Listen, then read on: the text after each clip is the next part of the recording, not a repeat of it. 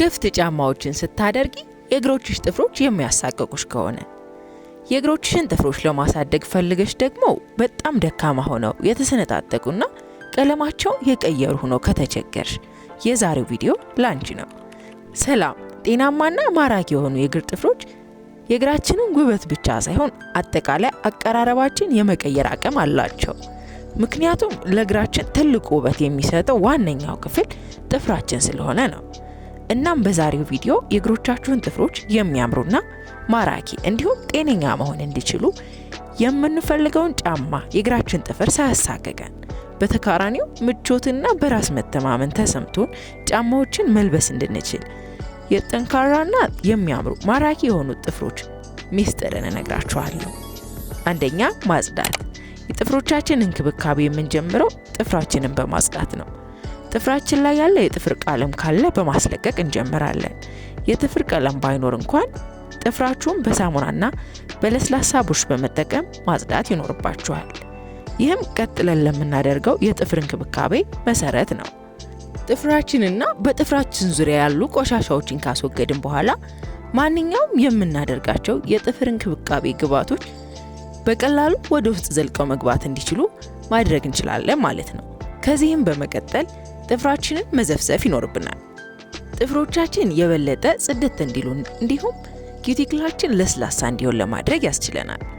የሞቀ ውሃ ውስጥ አንድ ሎሚ ጭማቂ፣ ግማሽ ማንኪያ ጨው፣ 1 ማንኪያ ሻምፑ፣ 1 ማንኪያ የኮኮናት ዘይት ወይም ቫዝሊንን በማዋሃድ እግርን መዘፍዘፍ ለጥፍሮቻችን ብቻ ሳይሆን የእግራችንን የሞተ ቆዳም ለማስወገድ ይረዳናል። ለ10 ደቂቃ እግራችንን ውህድ ውስጥ ከዘፈዘፍን በኋላ ቀጣይ ውህድን እናዘጋጃለን። 2 ማንኪያ የቤኪንግ ሶዳና የሎሚ ጭማቂ ማዋሃድ። ይህን ውህድ በመጠቀምም የእግራችንን ጥፍሮች እንዲሁም የጥፍር ዙሪያ ቆዳን ለስላሳ ቡሽን በመጠቀም ማጽዳት። ይህም ጥፍራችን ላይ የቀረ ቆሻሻን ለማጽዳት በተለይም የጥፍር ቀለም መቀየርና መመለስ ለማስለቀቅ ይረዳናል። በቤታችሁ ውስጥ ቤኪንግ ሶዳ ከሌላችሁ ጨውን መጠቀም ትችላላችሁ። የጨውና የሎሚ ውህድ የጥፍሮቻችን ቀለም ለማንጣት፣ ጠንካራ ለማድረግ እንዲሁም በዙሪያው ያለ ቆዳን ወይም ኪዩቲክልን ለስላሳ ለማድረግና ኤክስፎሌት ለማድረግ ይረዳናል። ሶስተኛው ምርጫ የጥርስ ሳሙና ወይም ደግሞ ቱስፔስትን መጠቀም ነው። በተመሳሳይ የጥርስ ሳሙናን ለስላሳ የጥርስ ብሩሽ ላይ በማድረግ ጥፍርን ለማጽዳት መጠቀም እንችላለን። በተለይም የጥፍር ዙሪያ መጥቆር ካለባችሁ ይሄኛው መንገድ የተሻለ ነው። በእነዚህ ውህዶች የእግር ጥፍርን መቦረሽ የደም ዝውውር እንዲጨምር ያደርግልናል። ይህም የጥፍር እድገትን ለማፋጠን ያስችለናል። በመቀጠልም ለሆዶቹ የምንጠቀመውን የሎሚ ግማሽ በመጠቀም ለ1 ደቂቃ የእግራችንን ጥፍር ማሳጅ ማድረግ እንችላለን። ይህም የበለጠ ንጥት ያለ የእግር ጥፍር እንዲኖረን ያደርግልናል። ሁለተኛ፣ ጥፍርን አስተካክሎ መቁረጥ። ጥፍራችን ሙሉ በሙሉ ንጹህ ከሆነልን በኋላ ጥፍራችንን መቁረጥ ቀጣዩ ስቴፕ ይሆናል። ጥፍራችሁ ላይ ስትቆርጡ ሁልጊዜ መርሳት የሌለባችሁ ነገር ያልተስተካከለ የጥፍር አቆራረጥ ውበትን ከማሳጣቱ ባሻገር የእግር ጣት መቁሰልን፣ የጥፍር ወደ ውስጥ ማደግን እንዲሁም ከዚህ ጋር ተያይዞ የሚፈጠን ኢንፌክሽንን ወይም ደግሞ ጥፍር መጥመጥ ተብሎ የሚጠራ የእግር ጥፍር ችግርን ሊያስከትል ይችላል።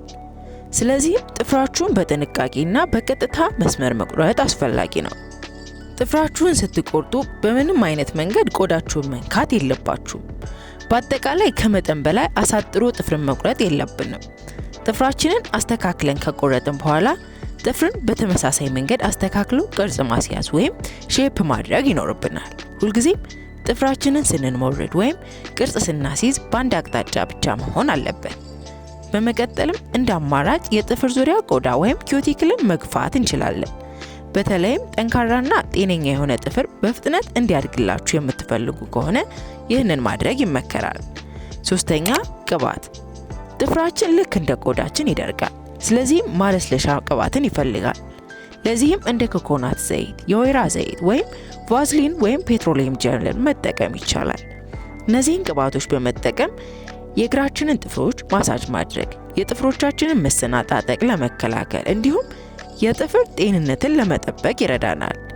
የጥፍር እድገትን ለማፋጠን የምትፈልጉ ከሆነ ደግሞ የኮኮናት ዘይትን ከነጭ ሽንኩርት ጋር በማዋሃድ ከመኝታ በፊት ጥፍራችሁን ማሳጅ ማድረግ ይቻላል። ይህም በአጭር ጊዜ ውስጥ የጥፍር እድገትን ለማፋጠን የሚያስችለን መንገድ ነው። አራተኛ ቲ ትሪ ኦይል ለማንኛውም አይነት የእግር ጥፍር ጋር ተያይዞ የሚፈጠሩ ኢንፌክሽኖችና የእግር ጥፍር ቀለም መጥቆርና መቀየር በቀላሉ ለማስለቀቅ እንዲሁም ቢጫ የሆነ ጥፍርን ወደ ነበረበት ለመመለስ ያስችለናል። ቲ ትሪ ኦይል በአንታይ ኢንፍላማቶሪ ባህሪ የበለጸገ ነው። በዚህ ቅባት የእግር ጥፍርን ማሳጅ ማድረግ በቀላሉ የጥፍር ጤንነትን ለማስተካከል ያስችለናል።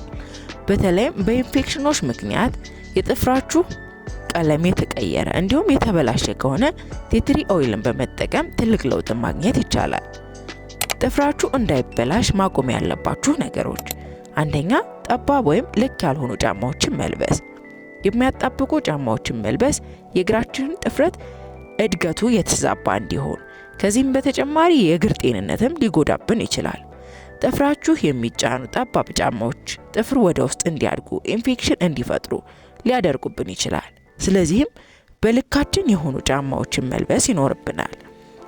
በልካችን የሆኑ ጫማዎችን ወይም እግራችንን ዘና ሊያደርጉ የሚችሉ ጫማዎችን ስንለብስ ጥፍራችን በነፃነት እንዲያድግ እንዲሁም ወደ ውስጥ እድገት እንዳይፈጠር ማድረግ እንችላለን።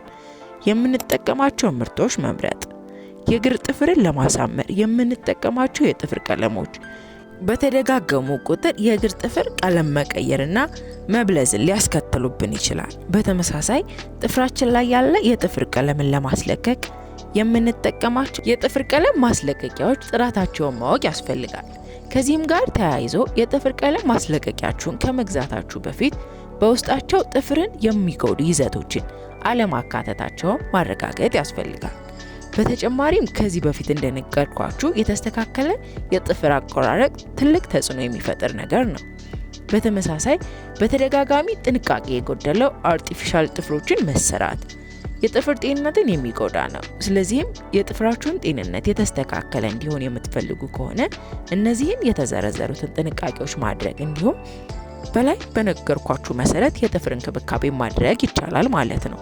አብራችሁኝ ስለቆያችሁ በእጅጉ አመሰግናለሁ። በቀጣይ እንድሰራላችሁ የምትፈልጉት ማንኛውም ነገር ካለ እንዲሁም ጥያቄ ካላችሁ ኮሜንት ላይ አሳውቁኝ። ድጋሚ እስከምንገናኝ ሰላም ቆዩ።